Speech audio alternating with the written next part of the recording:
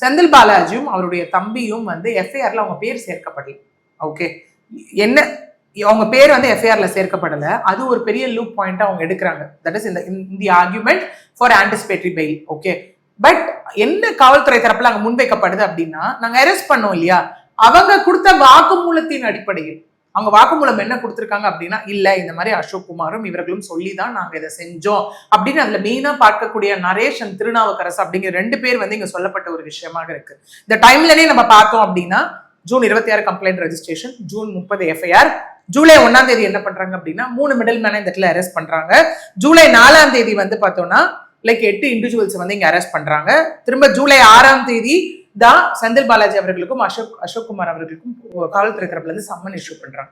இந்த மாதிரி உங்க பேரை சொல்லியிருக்காங்க, ஸோ நீங்க வந்து காவல்துறை கூப்பிடும் போது இங்க இன்வெஸ்டிகேஷனுக்கு வரணும் அப்படின்னு வந்து அவங்க சொன்ன ஒரு விஷயம். நம்ம நியூஸ்ல எல்லாம் பார்த்தோம், வீடு தேடி போய் கரூர் வரைக்கும் போய் அவங்க அப்பா அம்மா கிட்ட கொடுத்ததை நம்மளால பார்க்க முடிஞ்சது இல்லையா.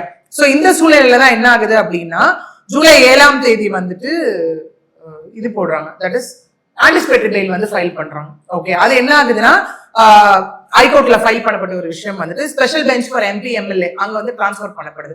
டிரான்ஸ்பர் பண்ணப்பட்டு தான் ஜூலை 8ஆம் தேதி இங்க என்ன ஆகுது அப்படின்னா, ஜஸ்டிஸ் ஜி கே இளந்தரியன் அவர்கள் வந்துட்டு 2 பேருக்கும் கண்டிஷனல் ஆன்டிசிபேட்டரி பெயில் அப்படிங்கிற ஒரு விஷயத்த கொடுக்குறாரு. என்னன்னா, காலை மாலை இருவேளையும் 2 பேருமே திருவல்லிக்கேணி காவல் நிலையத்துல வந்து சப்மிட் பண்ணணும்.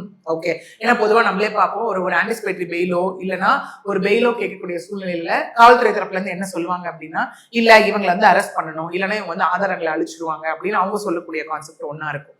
பட் யார் பெயில் கேட்கறாங்களோ, தட் இஸ் டிஃபென்ஸ் தரப்புல இருந்து அவங்க என்ன சொல்லுவாங்க அப்படின்னா, இல்ல நாங்க எங்க வெளியூருக்கும் போக மாட்டோம், போலீஸ்க்கு வந்து ஃபுல்லா இன்வெஸ்டிகேஷனுக்கு நாங்க வந்து கோஆபரேட் பண்ணணும் அப்படிங்கிற ஒரு சூழ்நிலையில தான் அவங்க வந்து பெயில் கேட்பாங்க. ஸோ இதன் அடிப்படையில் இங்க அவங்க 2 பேருக்கும் ஆன்டிசிபேட்டரி பெயில் ஆனது கொடுக்கப்பட்டது. இது மட்டும் இல்லாமல் காவல்துறை தரப்புல இருந்து அவங்க சம்மனுக்கு அப்பியர் ஆகல அப்படிங்கிற ஒரு சுச்சுவேஷன்ல லுக் அவுட் நோட்டீஸும் அங்க கொடுக்கப்பட்டது.